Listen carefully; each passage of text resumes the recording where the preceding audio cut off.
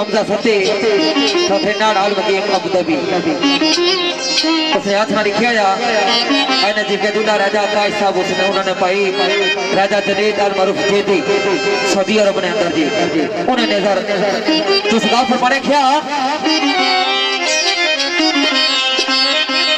वो कसमा तोड़ न बार दिया खान वाले